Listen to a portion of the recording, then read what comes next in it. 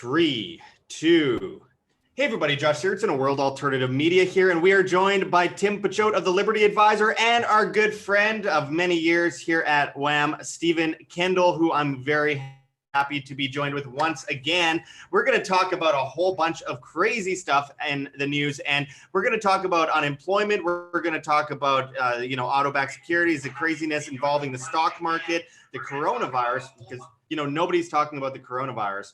We're going to be talking about all of that and more. But before we get into the first article, make sure to check the links below, hit that like button, join us on our new newsletter at www.iamband.com. Send in those comments and questions and super chats, and we'll be sure to get to as many of them as we possibly can. But before we get into any of the questions and before we go to any of our guests today here at WHAM, we're going to go to the first article here, which is out of Zero Hedge, that says Fauci says lockdown will continue until there are no new cases of COVID-19. Well, how long is that going to last? No new cases. So that could just be perpetuated for a couple of years? I mean, where do you find the objectivity in that at all? Jumping to the next article out of CBS this morning, it says Bill Gates calls for nationwide social isolation policy to slow coronavirus spread. Bill Gates always has our best interests in mind. We all know that. Yeah, I mean, where's the vaccine? Yeah, where's the vaccine coming? Where you get the vaccine and all of a sudden now you can't travel unless you've get some sort of shot that they can track you and trace you. So yeah, it's 1984. And they were calling for that in December regarding the coronavirus. And so I mean, look, he was involved in in Event 201, which was a plandemic. Basically, every year they do it. The Bill and Melinda Gates Society plan a major exercise where they decide what would happen if we had a massive pandemic, and many politicians, news anchors, and actors get involved in this exercise. And if anyone hasn't looked up Event 201, everyone should do that immediately. But going into this article out of Investors Business Daily, out of investors.com, if we can pull that up on the screen, it says coronavirus stock market correction. Dow Jones rises 500 points as jobless claims surge. Luckin Coffee crashes 80%. We actually saw most of those gains erased almost immediately after that, and we sat almost on a straight line. Jumping to the next article here. This is the subject of the video today, which I think is very important, and many people are missing how massive this truly is. Out of NBC News, as it says, a record 6.6 million Americans filed for unemployment last week. 6.6 million in 1 week. And you see where Mnuchin said that the unemployment number doesn't matter and is irrelevant. So that's what Steve Mnuchin said just last week. Yeah, he's just a wealth of information. And obviously 10 million Americans have lost their job in the last 2 weeks alone. Jumping to CNN, which I'm not a fan of, but let's just look at the title here, and we'll explain all of this shortly. For those just joining us, we're joined by Stephen Kendal and, of course, Tim Picciott, and we're going to bounce into some conversation very shortly on this subject matter. But as this article says, a 3,000% jump in jobless claims has devastated the U.S. jobs markets. And by the way, they weren't doing good to begin with, folks. I mean, we heard all this good news about jobs are skyrocketing, employment is skyrocketing, but no one paid any attention to the labor force participation rate. And now we're facing this massive destruction of employment. And honestly, I'm looking at it from a perspective of, I think that many people have said, maybe 47 million conservatively jobs could be wiped out in the United States alone. Jumping to the next article here, and this is a big red flag out of CNBC, as it says, state unemployment offices scramble to handle surge in jobless claims amid coronavirus fallout. And there are massive lineups at these unemployment offices. People are begging for help. Again, shows the dependency of the populace when we deal with a crisis like this. If nobody's ready for it, no matter how much we tell people they need to prepare, then we find ourselves in this situation and almost nobody's prepared. All those people that said we were crazy are now unable to take care of their family. And it's really a tragic situation that we are in. Now jumping to the UK in this next article, as it says, surge in UK unemployment underway as DWP reports 950 1,000 new benefit claimants in just 2 weeks. And obviously, unemployment was terrible in the UK to begin with. Obviously, poverty was skyrocketing over the last few years. Children were going to school without lunches. It's been a bloodbath for a long time to begin with. I'm going to go into this article a little bit. Below it says, the UK's labor market is crumbling as coronavirus containment efforts drive a sharp spike in job losses that could have lifted the unemployment rate as much as 3 percentage points over the last fortnight to its highest since June 2014. Some 950,000 new claimants have applied for welfare payments in the fortnight between March 16th and March 31st. According to the Department for Work and Pensions. This more than doubles the 477K that were said by Department for Work and Pensions Secretary Teresa Coffey to have registered new claims in the 9 days to Wednesday, the 25th. The surge in new claims wipe out 77% of the 1.23 million new jobs created between the referendum of June 2016 and January 2020, while implying a severe increase in unemployment that's likely to lift the jobless rate by 2.7 percentage points to 6.6% for the 3 months to the end of March.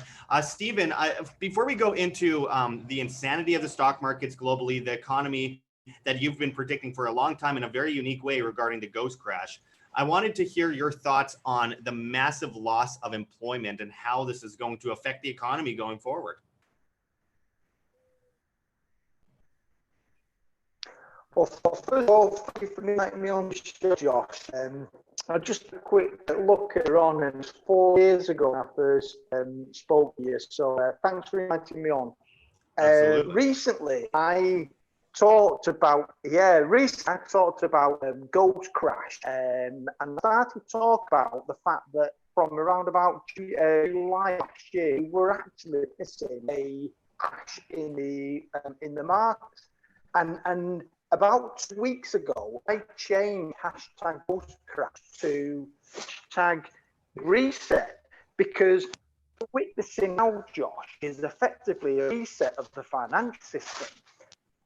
This reset of the financial is something that I'm talking about now for about 4 years. And what is actually happening, a lot of people don't realize, but we are seeing a technical shift that is predominantly moved away from the old antiquated system to a blockchain or distributed system. And a lot of people are saying, well, it's because of virus, or because of inflated stock market, or it's because, and they're giving all these reasons, yeah. When really, if you lift the lid of the financial system and see how the financial actually works, and it's built predominantly on derivatives and derivative trading, these derivatives are migrating onto a distributed ledger. And really what we're seeing is the economy being brought down to its bare minimum, effectively just really ticking over, so that the goods and services that are moving around the world, the global trade and the movement of people, are brought down to its bare minimum in order to apply the reset and in order to apply the new financial system. So what we're witnessing now, I'm not at all surprised. The best way to explain it, over the last 30 years, derivatives have been pushing one asset down and one asset up. And what this reason is effectively going to do is going to rebalance everything. And the only way to do it is in an economy that was growing, and an economy that was really just barely taking over. What we're seeing, Josh, I'm not at all surprised, to be honest. Yeah, this is nothing we've ever seen before. This is absolutely historic. And honestly, I wish people would have listened so long ago when you, when myself, when many other people that we respect have been out there trying to say, prepare for this, be ready for this. Everyone said, Chicken Little, you're crazy, you don't know what you're talking about. And then it comes to fruition, and then everyone panics. They buy 5 years of toilet paper, no food. They don't have gold. They don't have silver. They don't have cryptocurrency. They are completely dependent. And then they're begging the government to help them. And this is what I've been so concerned about for so long. And this is why I've been doing what I've been doing for so long. And now is not even as much the time for education anymore as it is about the time to take action. What are we doing about this? What are we doing to keep ourselves safe? What are we doing to stay financially stable? Tim, I wanted to hear your thoughts on the joblessness. Obviously, you work in as a financial planner, and I'm sure you're going to be dealing with a lot more of this very soon. What are your thoughts on this bloodbath? 6.6 million people in 1 week. That's a record.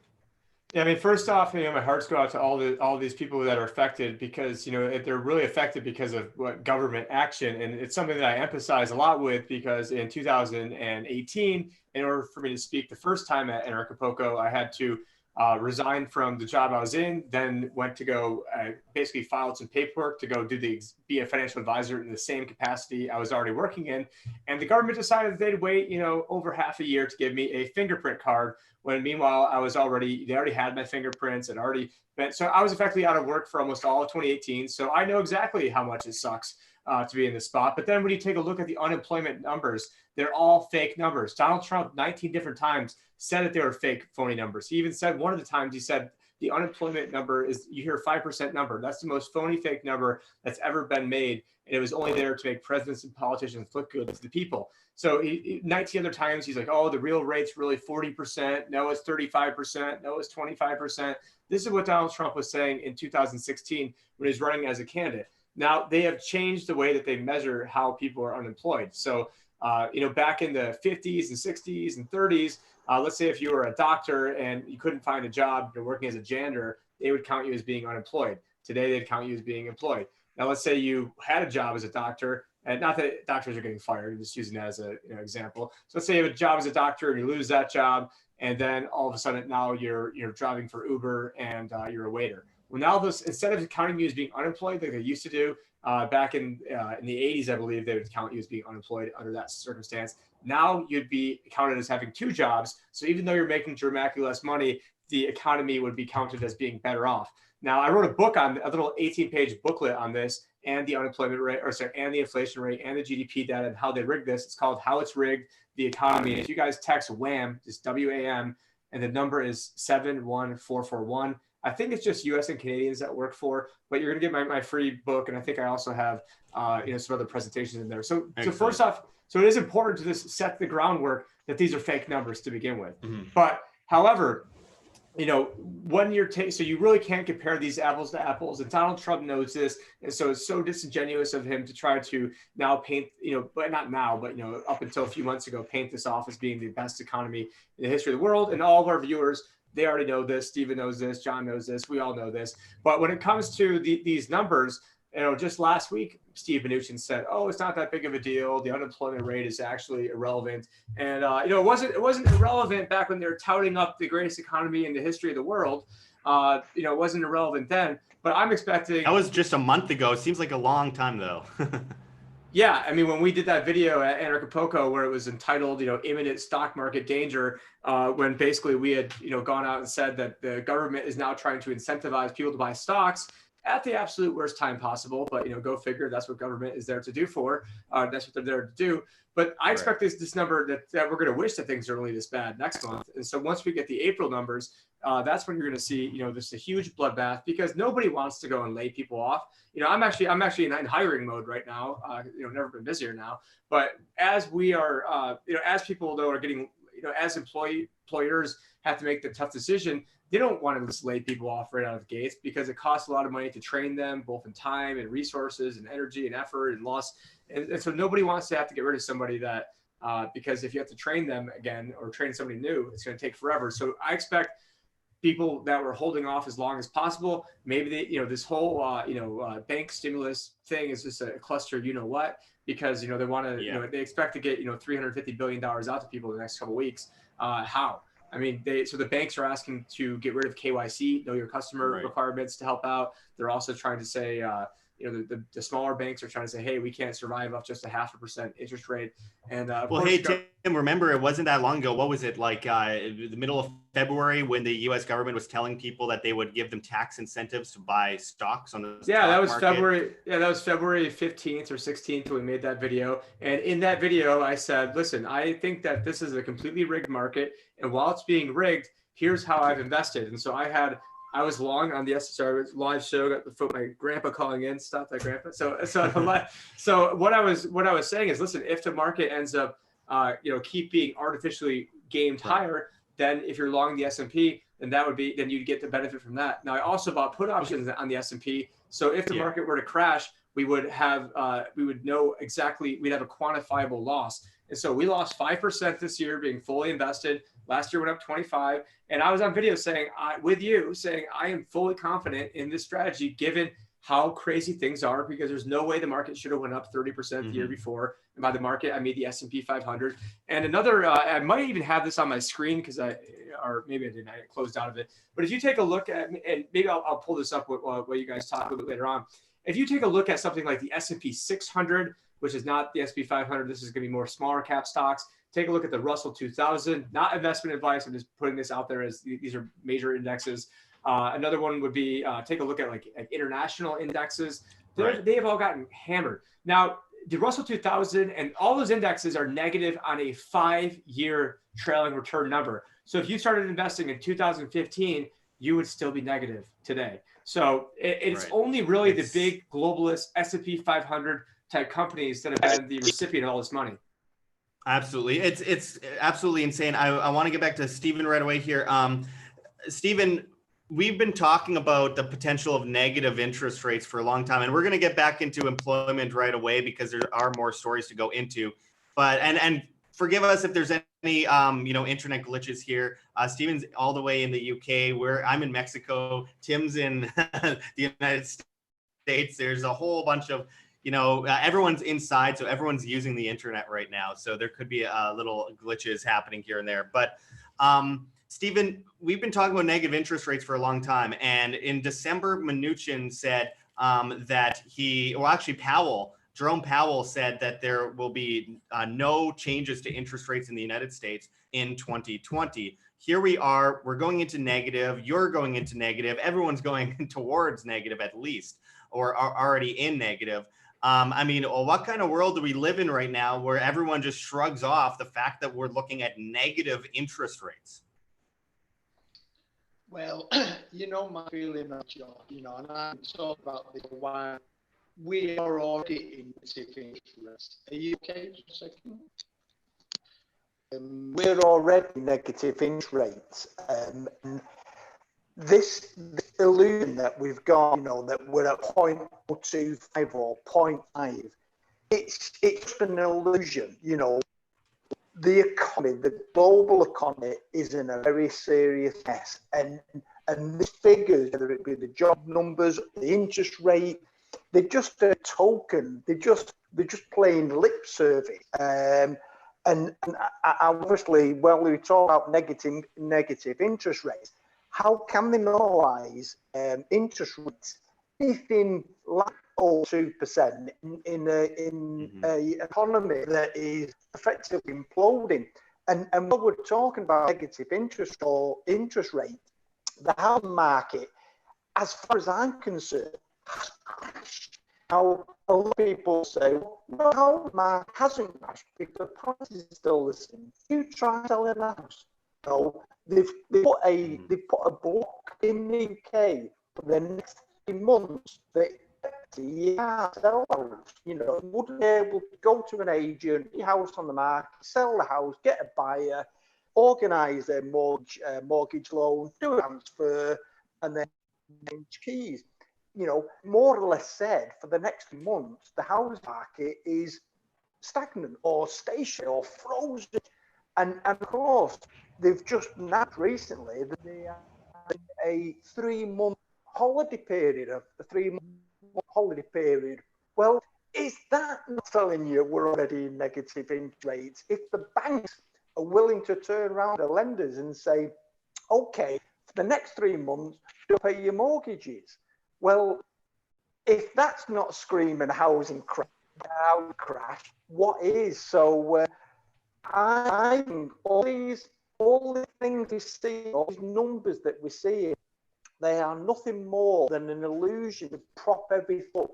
And if you went to the basics of a free market and you say, you know what, let the market decide. My God, you know, that's what we'll have a problem. It's unbelievable. Yeah, and if we could get Tim to pull up the next article on the screen, we're going to jump into some more articles right away and some more headlines that are pertinent to this issue. And it also goes to show that, you know, even the biggest corporations are not doing very well right now. This first Zero Hedge article says it's a disaster waiting to happen. Hours before it starts, the small business bailout is on the verge of collapse. And obviously there's a stimulus, and then there's this attempt at $2 trillion. Well, I'll just read the article to give you some ideas here. It says, tonight at midnight, the most critical, if hardly biggest, part of the Fed's $2 trillion fiscal stimulus is expected to begin. That's when small and medium businesses with 500 employees or less can request a loan of up to 2.5 times the average monthly payroll, capped at $10 million, meant to buy cash-strapped companies just under 3 months in liquidity. As we discussed previously, the loans, which are packaged under the SBA's Paycheck Protection Program, carry a 0.5% interest rate and would be forgiven if their proceeds are used towards operational uses such as payrolls, utilities, and rent. Needless to say, getting these loans into the hands of America's 30 million small businesses is absolutely critical. They employ about half of U.S. private sector employees, according to the Small Business Administration website. There is just one problem. With just hours to go until millions in small businesses across the nation scramble to apply for such needed funding, the program appears to be on the verge of collapse amid what appears to be sheer chaos between the Treasury, the Small Business Administration, and the various commercial banks that will be tasked to loan the action money. One reason why the program is woefully unprepared for Friday's midnight rollout is that the banks that haven't underwritten SBA loans before will need to get on board in the system. However, political reports, as of last night, there was no application available for banks to do this. And as CNBC's Kayla Tausch adds, Treasury remains committed to originating these loans beginning tomorrow, despite hiccups. What a mess. It's just one problem after another, absolutely destructive. Bouncing to the next article, this is quite interesting. GE Aviation lays off 50% of engine manufacturing staff.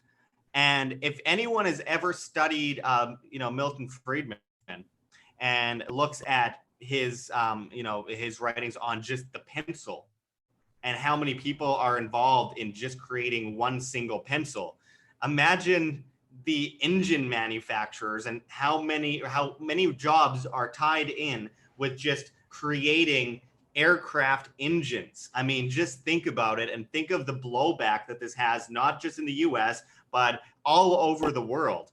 And I think this is just another sign of even the biggest, we're talking about 160,000 employees possibly getting knocked out right there alone. Just consider, even when you have the small business struggling to survive to begin with, then this happens.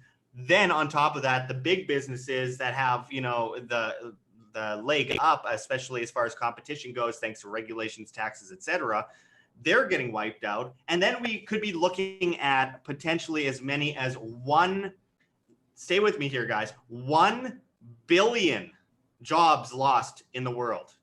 That is beyond anything that we've ever seen, could recognize. This is the global depression. It's a greater depression, and we have never seen anything like it. And God forbid we ever see anything like it again. Once the coronavirus is gone, this is going to be a virus that will maintain itself for many, many years, will ruin millions of lives, will end in riots, everything you could possibly imagine. And it's everything that we try to prepare people against. We're talking about the government, for right? the last several years. The government is a virus. The central banks are a virus. And this is the biggest disease I see spreading right now. And it is completely infectious because people love to, here we go. Tim, bring up your Trump helicopter money gun. I need to get this working, but just like everything else Trump touches, I've got a Trump. So John Snyson's got his money gun. I figured, hey, why don't we get a Trump money gun and get some Trump dollar bills over there? So we'll get this. I'll figure. Let me guess, made in America. I have no idea, but this thing not sucks. Working. It's not working. Helicopter, just like not working like everyone in the United States right now. Oh, there we go. Oh, look at that. Oh, just like Donald Trump, I blew off my wad at once. So not even efficient. Yeah. Oh no. Who made this? Small Business Administration? Most likely. It seems like the government probably made that, Tim. And like everyone else in America right now, it's not working. But so Stephen, we're going to get you a little glitchy here, but we'll do our best here with the internet connection. With all these small businesses going under, with all these major industries possibly going under, with the bankruptcy, Airbnb has a bubble, the housing bubble, everything. I mean, can we ever see in the next 5 years the stock market recover from this bloodbath? One thing that I read the pensions and about pension contributions and the way that what we're going to witness over the next 4 to 6 months is a massive problem when it comes to corporations, big institutions, pension pots. And effectively, what's happening already, we're seeing evidence that big corporations have to slash their revenue because of the downturn in the economy. And I project over the next 4 to 6 months, we're going to see approximately 25% slash off the global GDP. Now, this slash on the revenue, massive impact on the income for these corporations. And as you all know, stream from the corporations, the bulk of that going to pension funds, institutions, corporate pensions. Well, you take away income stream into the pension pot, there'll be no pension payments. So when people said 2008 was a disaster, so the massive problem with the pension pots, because that has a profound implications across the economy. It's not just the old age pension not getting their pensions or the pension pots not being paid out. That money needs to go into the economy, for spend. So of course, you take away that income stream out of the economy because there's nothing coming in, therefore there's nothing coming out. The knock effect is phenomenal. And I think people are full. Well, and by the way, for those that are commenting right now, yeah, the issue right now is that almost everyone in the world is quarantined in their home. And so when everyone uses internet, the internet basically becomes almost unusable and you end up having glitches coming in and out. I can hear most of what Stephen is saying, but obviously there are some problems. If Stephen, while we're going into the next thing, if you could, if you're in any way able to hook up your computer directly to the internet with a cord, if possible, that might help.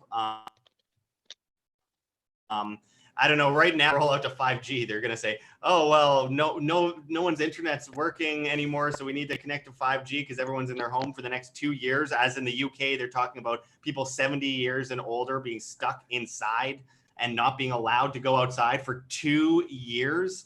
It's just ridiculous. I mean, maybe some shut-ins will enjoy that, but I don't know. We need our vitamin D to be healthy. I do want to give a few shout-outs to people in the audience here. Steph sent Canadian $2.79 in the super chat, says hello, keep up the great work. Thank you so much. As always, she sent another $2.79 Canadian and says, Josh, are they shelling your beach yet?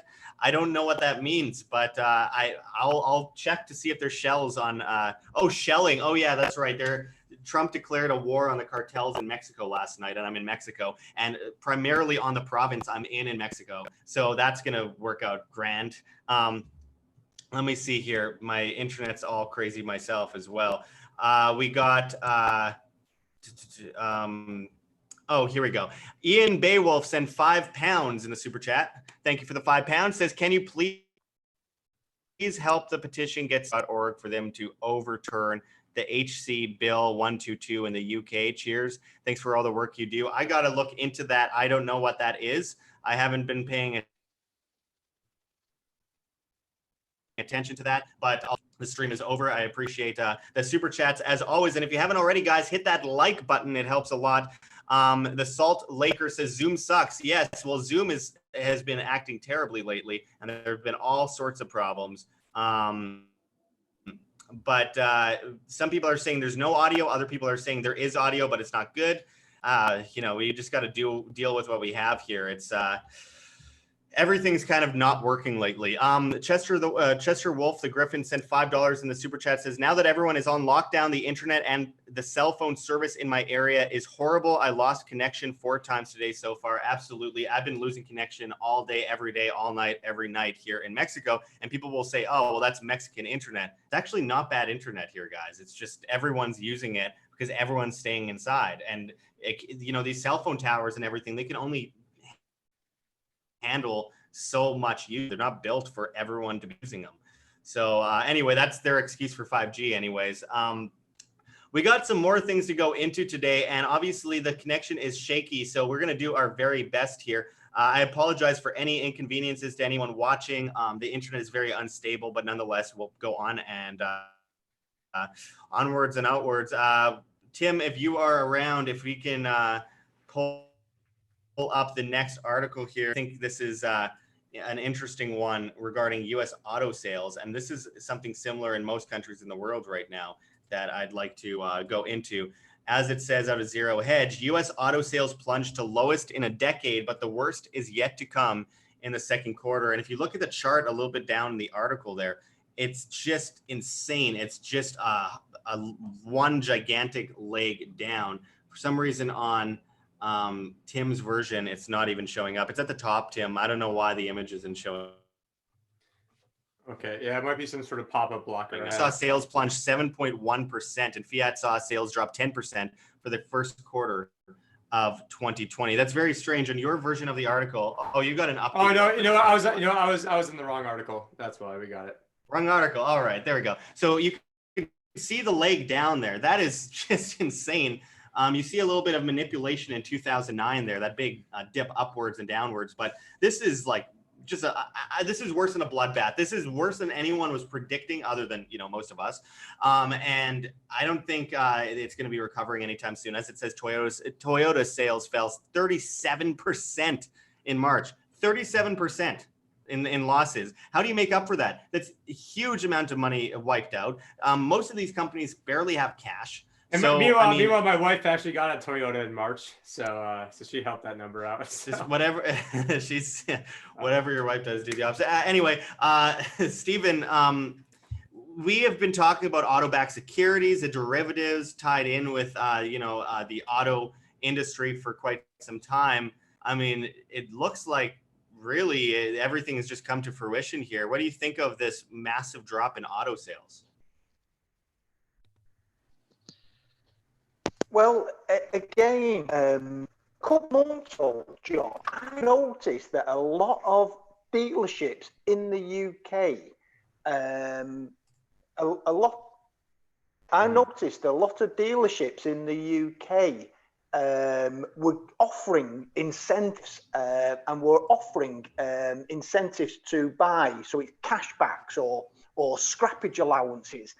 And again, if you look at a combination of scrappage allowances, cashbacks, zero interest, buy now, pay later, there's a problem in the auto industry, and that is people don't have luxury cash. They don't have it for luxury items, whether it be a car or a holiday, and of course, these giveaways, these cash giveaways, these incentives, these stimuluses that are coming from government isn't enough to stimulate the auto industry.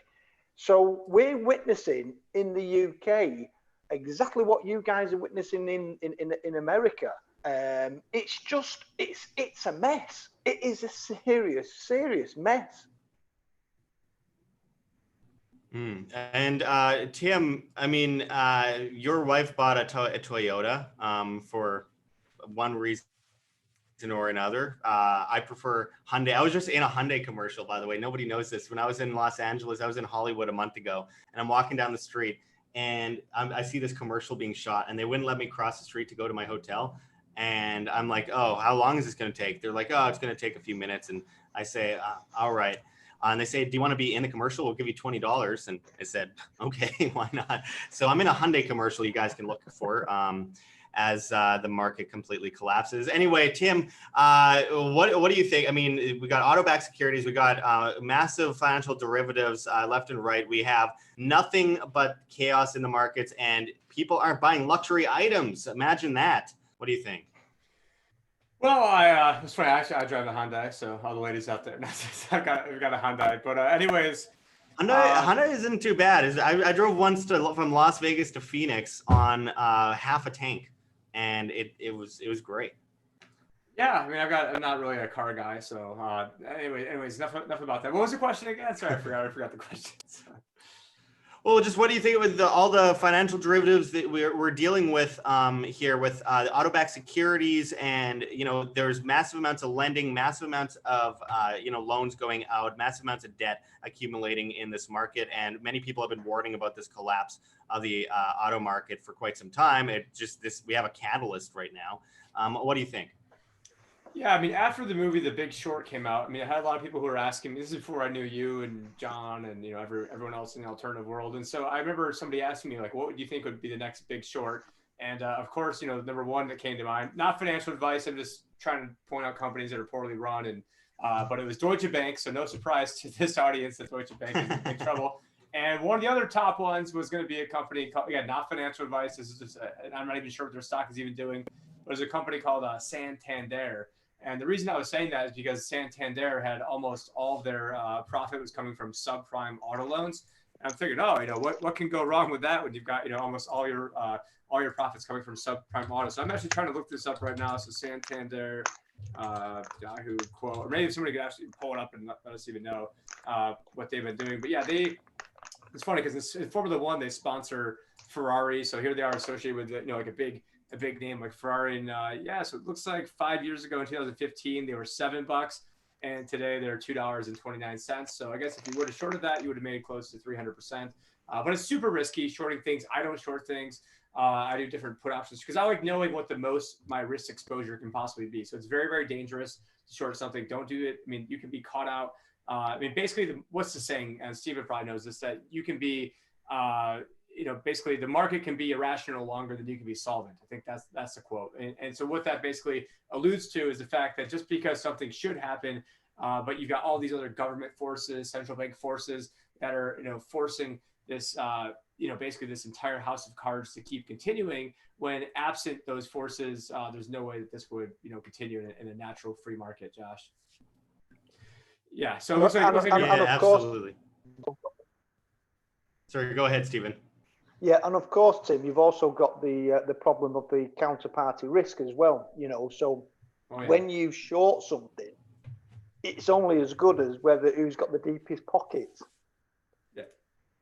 Yeah. Same thing with all derivatives. Same thing with options. I mean, the 2008 bailout was essentially because you had Goldman Sachs who created these credit default swaps and sold them to AIG, and then they bet against AIG, and then essentially their man in the White House, Hank Paulson, the former Goldman Sachs Treasury Secretary, the Treasury Secretary and also former Goldman Sachs CEO, said, "Hey, we need to go bail out AIG, so that way AIG can can pay Goldman Sachs. I mean, no matter what happens, Goldman Sachs always wins. They're, I think, one of the biggest beneficiaries of the of the Trump presidency so far, certainly in the White House.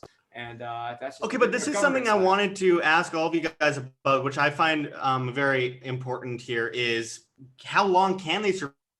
I'm seeing bank runs here in Mexico. I'm seeing people lined up outside of very major banks, Spanish banks here in Mexico, lined up down the street in many cases, trying to take money out. Almost everyone I talk to here is desperately trying to take money out of the banks because, well, I hate to be that guy, but honestly, in Mexico, people learn from history a little bit better and are more, I'd say that most Mexicans I talk to would be considered conspiracy theorists, actually, because everyone's like, this is a controlled collapse. This is all to enslave humanity, like every single person I talk to in Mexico. But people are rushing the banks. I'm hardly able to. Oh, that's it. But I can't. I'm having a hard time taking money out of the banks right now. I can only take small amounts out. They're shutting down my card. I'm forced to use Visa and MasterCard to take money out, and then I have to pay it back in the banking system. And they're giving me all sorts of problems. It takes like 7 days to get a payment right now at the bank. And I have like 5 bank accounts. I barely use any of them. They're all just for practical reasons to put in and take out. But with that said, nothing is sustainable right now. I'm just wondering how long it's going to take until we see all out complete bank runs, or are they going to go cashless first so that no one can take money out of the bank and they bail in everything? Stephen, we'll go to you first to talk about these bank runs that are I think very much a risk in the near future. I think, Josh, if you look at what's happened on the high street, when they started to shut things down, they started with the likes of the schools. So they closed the schools down, so all the kids had to go home. Then very quickly, within the space of a week, they then went into the high street and closed down all bars, eating houses, cafes, restaurants.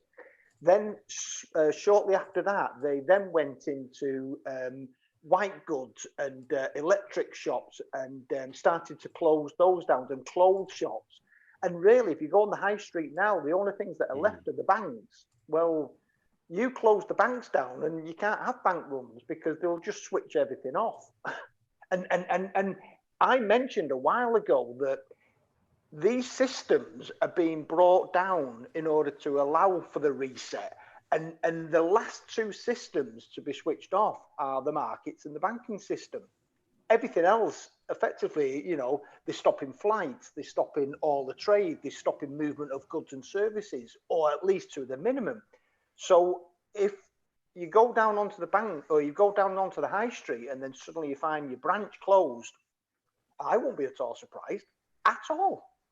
Because, you only have to go there now and they're already stopping people going in mass. I think they've got this 2-meter rule. So if banks close tomorrow, if at least the branches close tomorrow, and then suddenly it then became unhygienic to access cash out of an ATM because of the virus, how can you have a bank run if you can't get your money?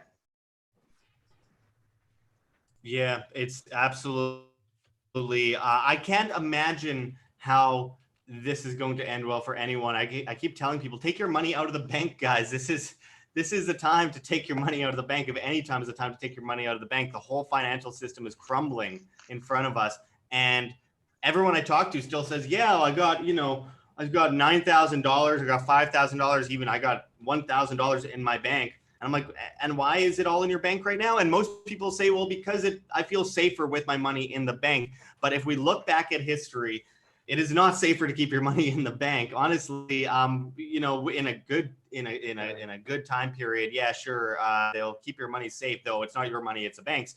But over a long enough horizon, you're going to end up in a crisis like this, or like even a lesser one, and you're going to lose your money. Look at what happened in Cyprus, bail-in regimes. Look at what happened in the budget in Canada. In 2015, they put in bail-in regimes that essentially allowed the banks to take everyone's money, and they only guaranteed you 3% back in depositor insurance, which is absolutely horrible and nobody knows about this. And when I tell them about it, they go, oh, that's crazy. I didn't know that. And then they still don't do anything. So honestly, I've given up really trying to get people to take their money out of the bank. They're not going to, but nonetheless, this is why we talk about wealth insurance like gold and silver all the time, and hedging your bets with things like cryptocurrency. But Tim, what do you think? Bank runs coming soon to a town near you?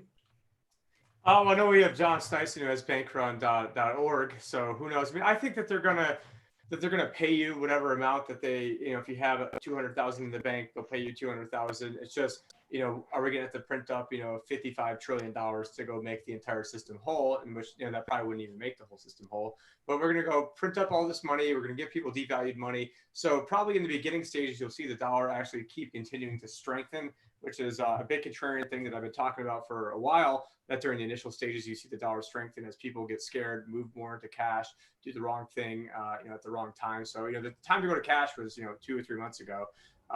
And I do see some people in the comments. So Commodus is saying, keep it to yourself. You've got bad advice, Tim. So, I mean, I'd like to know in the comments exactly what bad advice. Never mind the stupid trolls. Yeah, we've had a lot of them lately. A lot of them.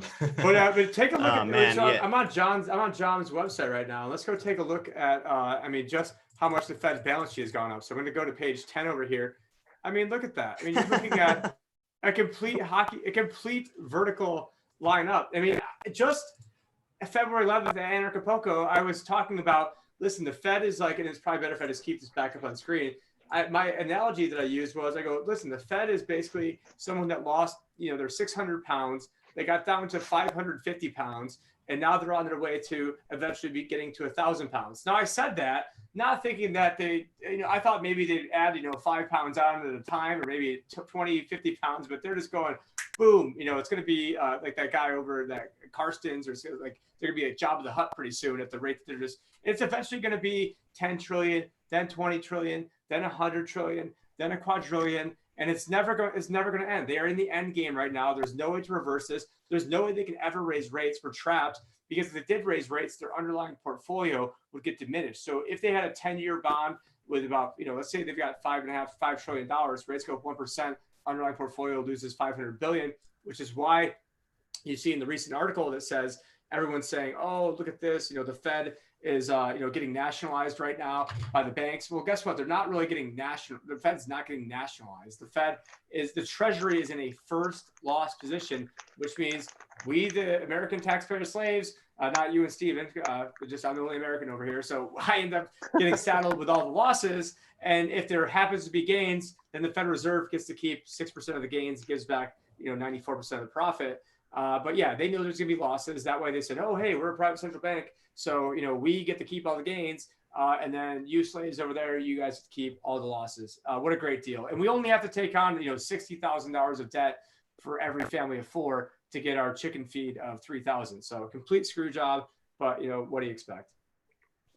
Yeah, you can't expect anything better from the government. But I mean, look, I wanted to ask Stephen, how are people going to stay safe in this crisis? Obviously, in your opinion, not an investment advice, none of that. But I mean, like, it seems like we're past the point of saving people at this point, and more into the realm of, this is crazy. What have we done in the past to ensure that we today are going to be at least self-sustainable, to some extent, able to take care of our families? What do you think?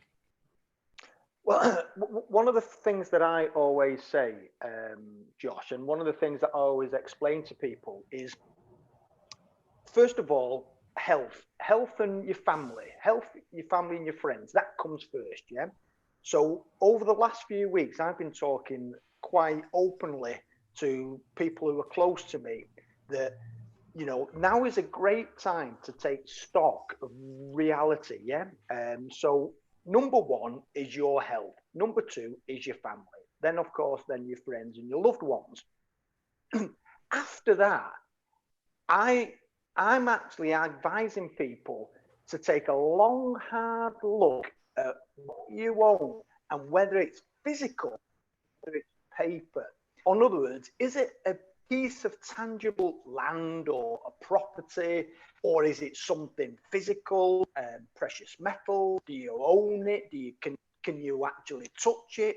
and really, the other side, which is, you know, the stock, the, you know, nominated accounts, your counterparty risk, you know, the financial instruments, your bonds, any other financial instrument that you think you own, do you actually own? Because all you do own is a promise.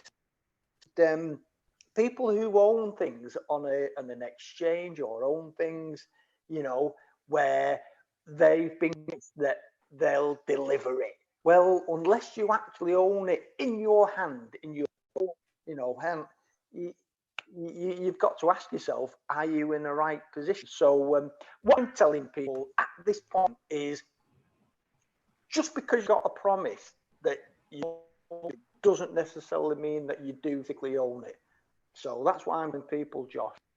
Yeah, absolutely. Well, by the way, for about 2 sentences there, my internet completely disappeared myself. So we're all on different bad internet connections right now. But actually, Stephen came through perfectly that time. I appreciate all the people commenting below.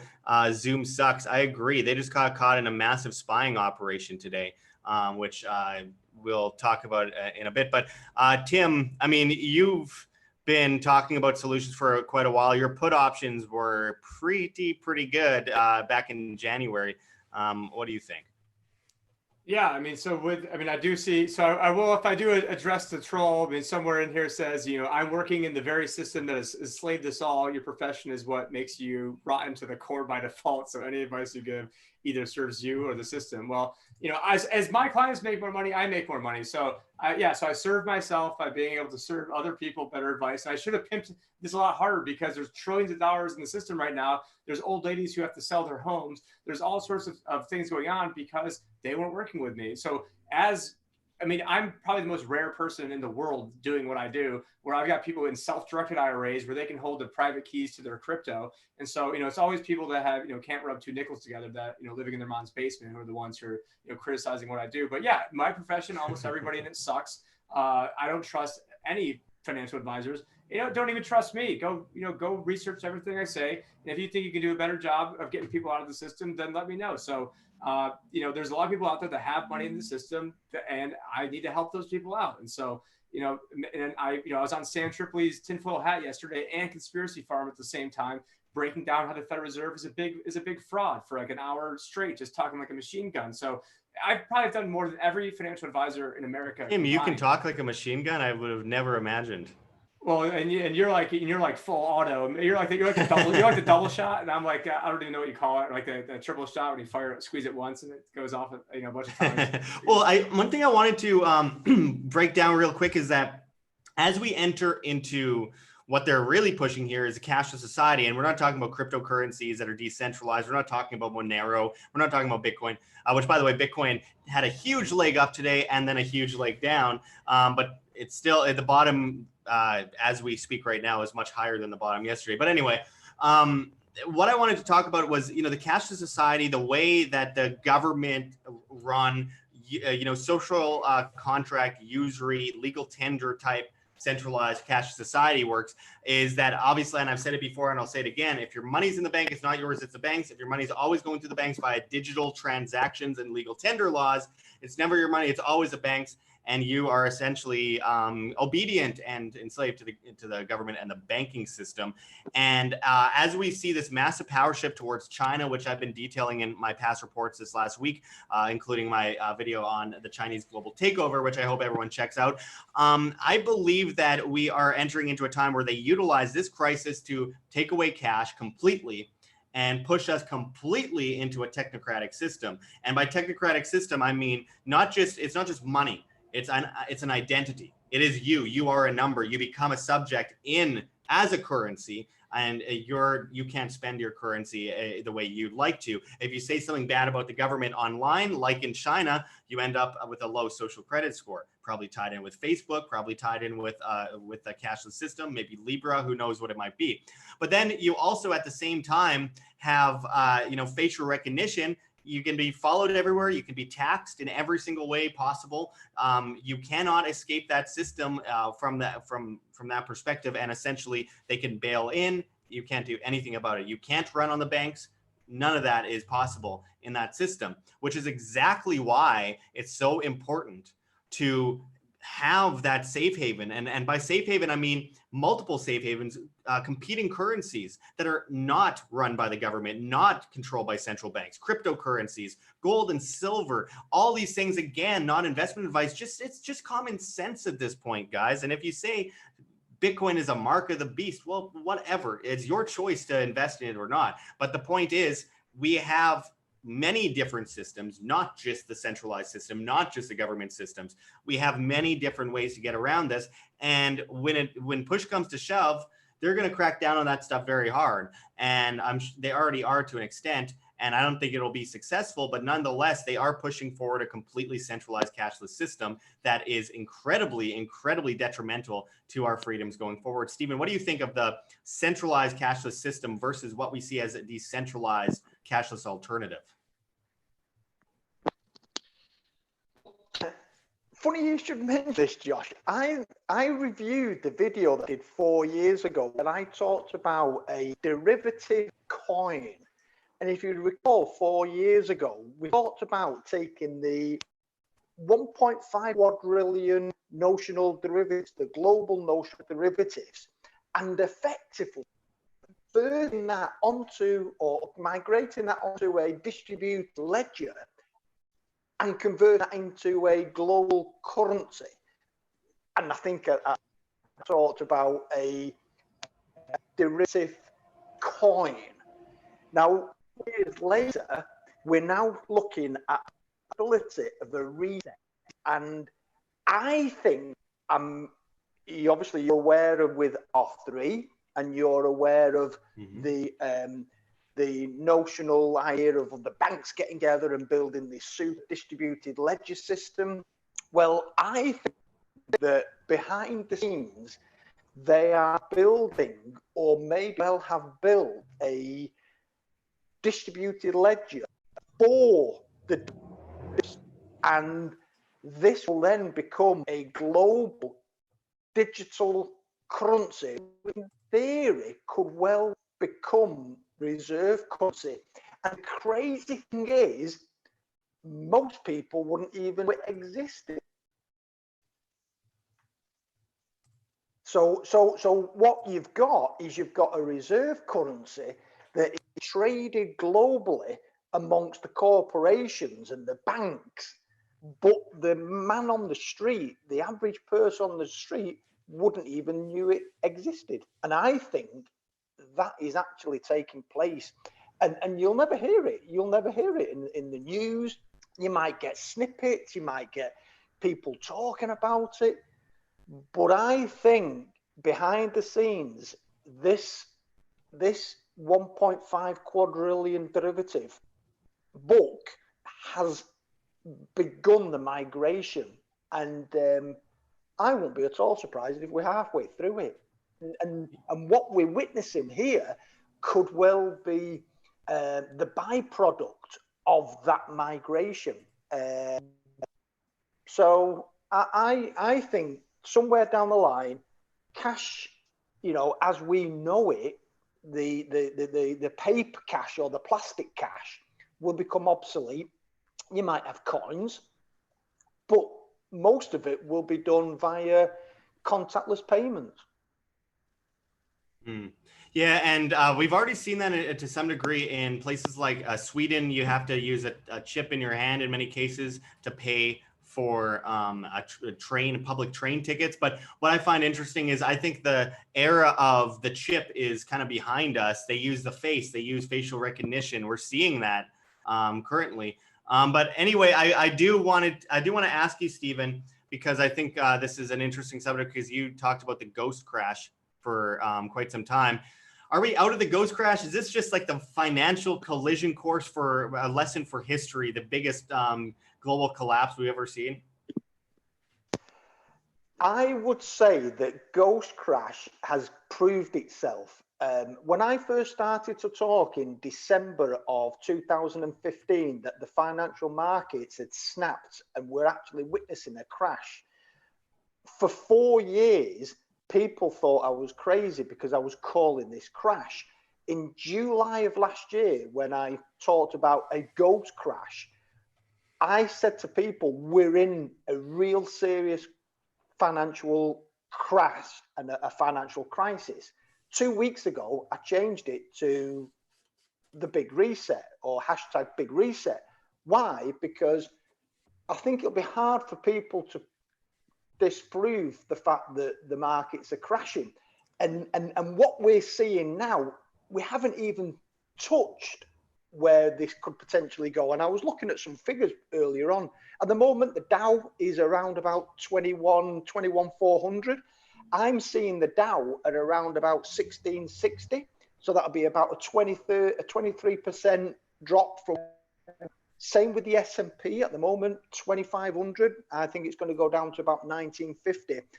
And in the UK, the FTSE at the moment is around about the 5,800, 5,840. And I'm seeing this at just over 4,050. So I'm seeing a 30% further correction on the FTSE.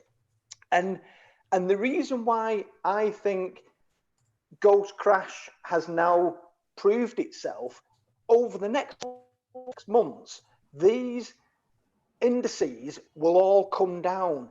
And really, it's always after the event when people turn around and say, oh, well, it's obvious. Well, you know, if you look at any of these indices that I've mentioned, if anybody says that this is the bottom, how have they proven that, you know?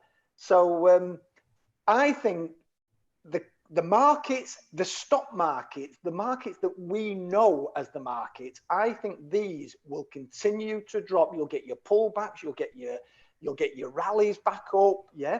But I think these are going to continue, and I wouldn't say. I honestly think that we won't see the bottom until around about November. So I think we've probably got another 6 months.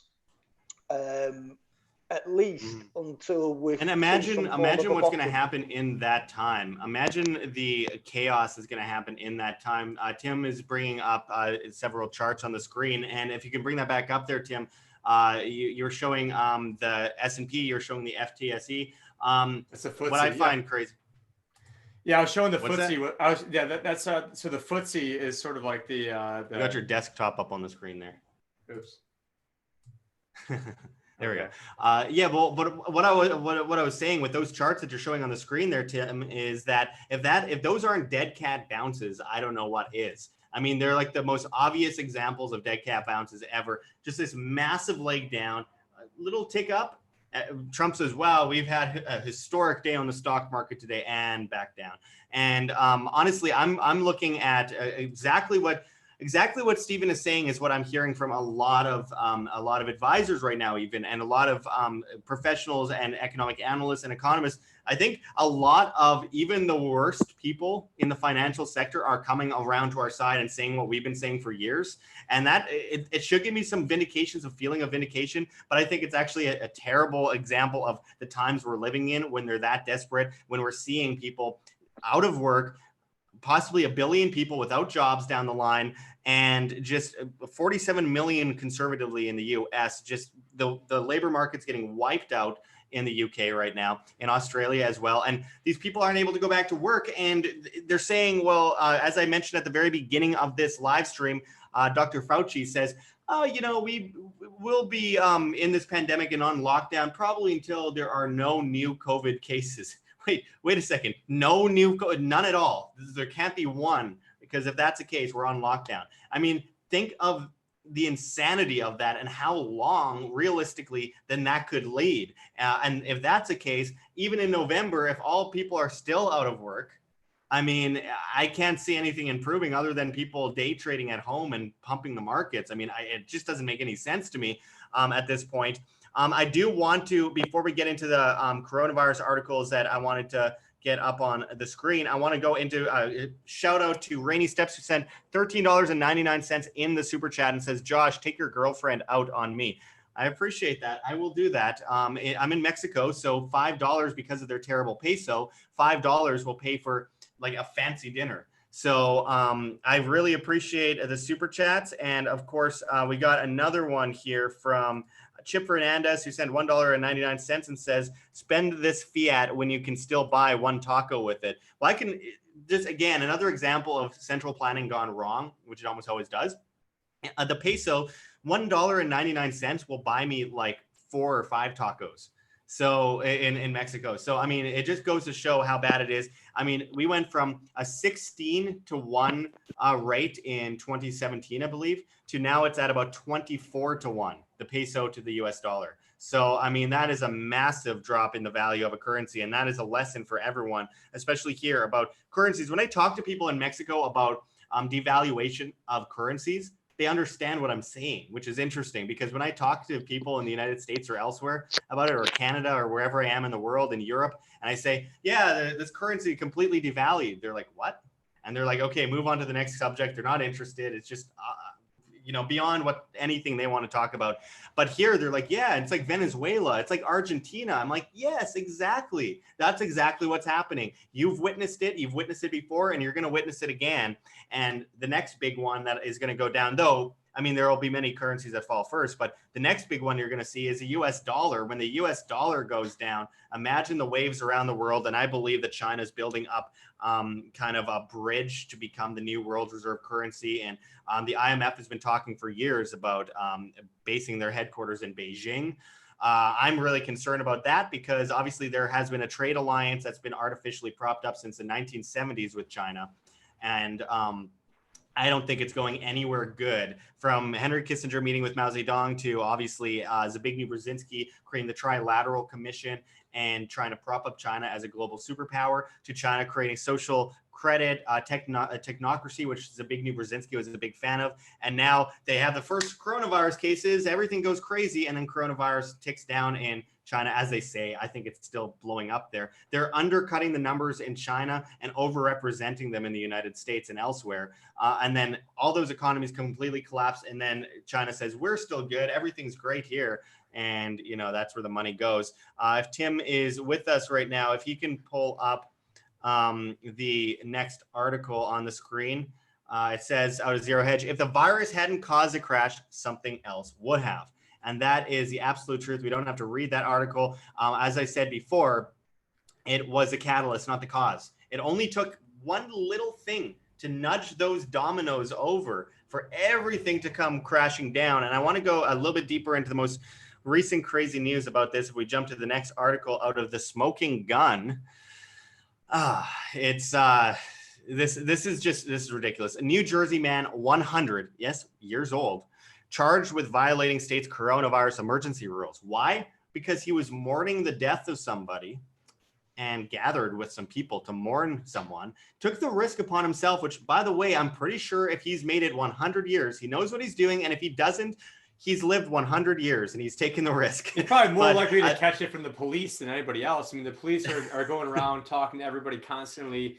I can't think of people that would be more likely and susceptible to be spreading germs in this type of environment than the police. I mean, just think. And doctors, guys, which is ironic as hell. But moving on to the next article that relates to the previous one out of WND. Says 32 police officers break up 1-year-old girl's birthday party. Well, that was good of them. Heroic. Good job, cops. You really busted that 1-year-old girl who had a party with a few people in her backyard because she turned 1 year old, and you need 32 police officers with guns drawn. The best part is, and I mean, not to make this like gallows humor over here, that this is published on April 1st, 2020, and it's not an April Fool's joke. I mean, I know. April Fool's was canceled this year. I wish it wasn't, because I wish this stuff was nonsense. And I wanted to go to you, Stephen. I wanted to hear your thoughts. I've seen you be getting in some trouble there on Twitter lately, to some extent, talking about coronavirus. I'd like to hear your thoughts on all this insanity, breaking away from economics for a moment.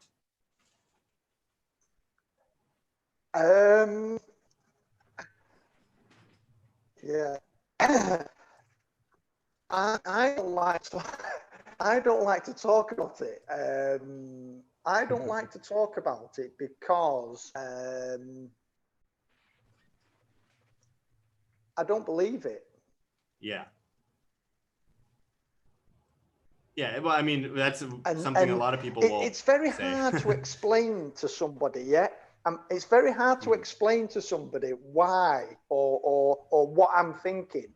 There's a time and a place to share things, and for me, sharing thoughts about the coronavirus on social media is not the right thing for me. Yeah. I would much rather look at the financial side and the markets and what's going on in the cryptocurrency side. Yeah, absolutely, and I don't blame you because there's a lot of divide. Sorry, there's a delay. My apologies.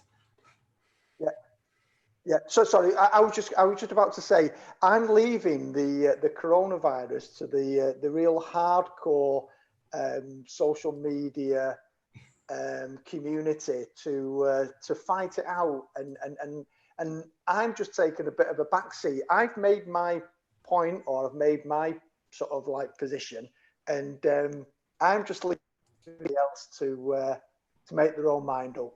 So yeah, no, I totally understand why. And, the thing is that we have a bigger virus on our hands, and that is a financial system and how it's affecting people. And it's going to carry out for many, many years after this whole coronavirus thing has died off. I do want to add, there's been a lot of, back and forth talk about it. I don't think it's black and white. I do believe that it's been completely weaponized to control humanity right now, and that's what I'm seeing from my view, is that it exists, but it's just that it's being used to control people. It's being used as a catalyst, and people are willingly going to their homes, staying in their homes, putting themselves in a prison for possibly 2 years in some cases, while the government tells them that they know what they're doing and they've got their best interests in mind, which is never the case. And then people end up with the government paying their rents, paying trillions of dollars into existence, printing trillions into existence, taking over people's private property, paying off their rents, telling them they can't go outside, pushing a cashless system, utilizing this as a crisis and this as a catalyst for a massive global collapse, which nobody was prepared for the most part, other than those of you watching, many of you watching, and of course us here at WHAM, and obviously you, Stephen. So it's just, to me, it's tragic because people are freaking out about this and saying we're just going to wait until it blows over. But FEMA and these federal emergency units aren't going to feed you. They can't possibly do it. Food production is down. How do you do it? And people are going to be starving. They don't know how to take care of themselves. They don't have money. They're going to beg the government, and that could lead to a much worse virus. So imagine, the coronavirus is gone and it's disappeared. But what happens in 1 year? What happens in 2 years? What happens in 5 years? I mean, this is not going away anytime soon, and it's just going to lead to a wave of different viruses. And I don't mean, viruses that get into your bloodstream. I'm talking about viruses of the mind, of psychological viruses of the monetary system, viruses of government and control, viruses of subservience, and honestly, viruses of divide. People are going to be attacking each other in the streets trying to get bread. I mean, it's tragic to me. I've been trying to explain this to a couple of my family members too, is that, like, look, yeah, this is terrible. A lot of people have died. They're undercutting numbers in one place and creating false numbers based on pneumonia and other colds and symptoms and calling it a coronavirus. Oh, someone had a heart attack? Write coronavirus on their death certificate, prop up the numbers. Like here in Mexico, most of the deaths and most of the people who got it are on the cruise ships. They're not even Mexican. They're just like offshore, and they're like, oh, Mexico, 1,000 people have gotten coronavirus. It's like, it's falsifying information. It's real, but there's also more to it. And I don't think it's not that it's real or it isn't real. It's more that right now they're utilizing this to create the biggest grasp of control over the populace in human history. And that, I believe, is what we're dealing with right now. Before we wrap it up and take a few more questions from the audience, if people can send in super chats, hit that like button if you haven't already, and join our new newsletter at www.iamband.com. That's www.iamband.com. Before we go into any of that, I do want to hear your thoughts, Stephen, on the crypto markets, because we did see a massive uptick today and then a massive downtick, and nobody knows what's going on. It was kind of attaching itself to the stock market to some extent, but here we are. I guess it's somewhat coming off the, it's somewhat disconnecting itself from the stock market, all the while we lead into the halving on May 14th of Bitcoin. What do you think is happening with the cryptocurrency market right now? Well, at the moment, the cryptocurrency market has a market cap of around about 189 million. We all know it's obviously in some form of consolidation.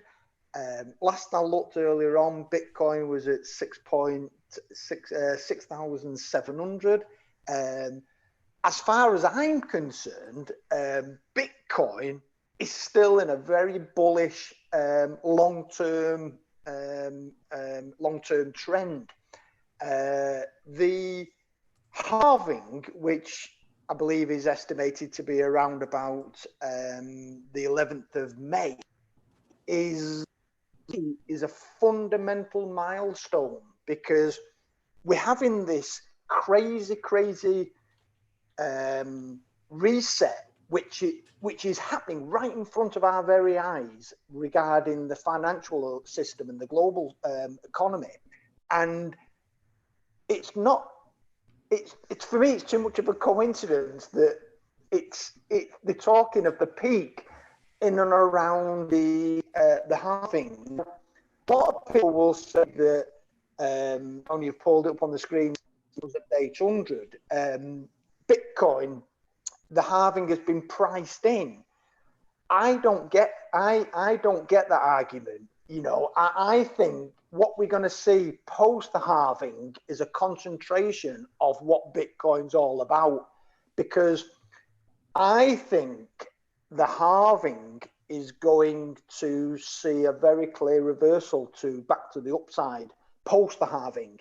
And I think a lot of people, when they talk about the price of a Bitcoin, you have to look at the futures market and the way that the futures market or the Bitcoin futures is manipulating the price. Right. And I think post the halving date, I think we're going to see a completely different arena when it comes to Bitcoin itself, and the value of Bitcoin and Bitcoin futures.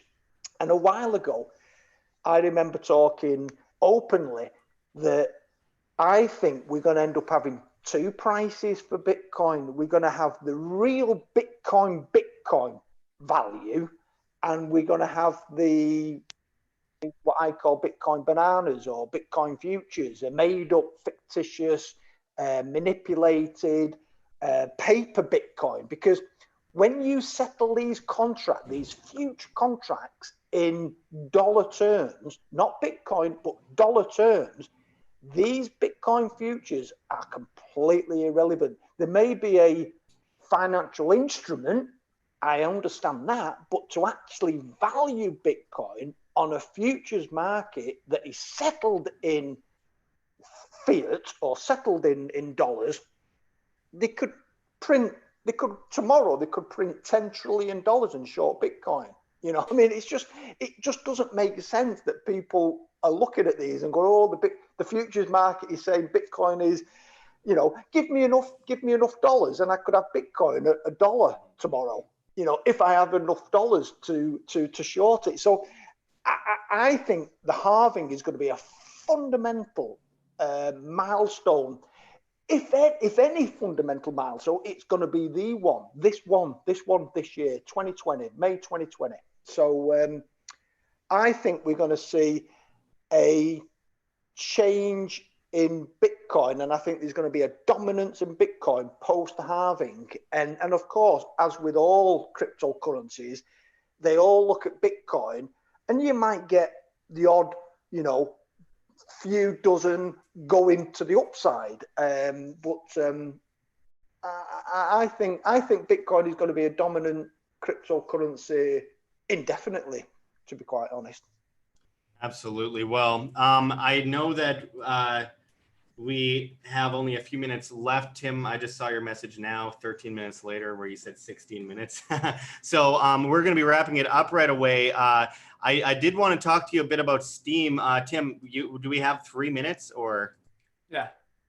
Okay. So let's see. I'm just making sure no one else has commented. Make sure to hit that like button, guys, and check those links below. Stephen, there's been craziness in the world of Steem. Are you able to sum that up in a short period of time?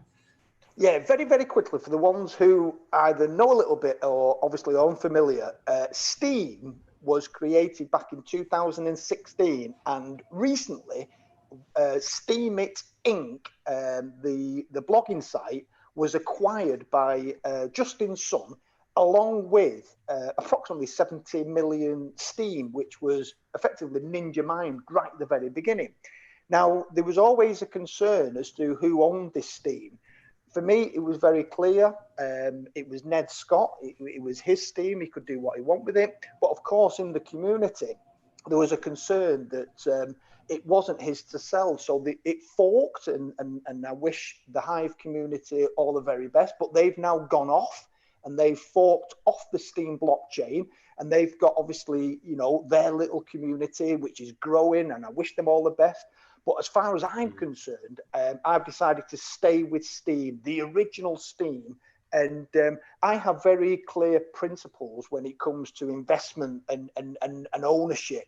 And I looked into this in great detail. And for me, it was very clear as to whose Steem that was and whether or not it was right what Ned and Justin did. So I supported both Ned and Justin, and of course it threw me in the hate bin with the rest of the Steem community, but I'm old enough to take it on the chin. So that's where we are, and I wish both communities tremendous success, both the Hive community going off and doing their thing, and of course I'm staying with the Steem community.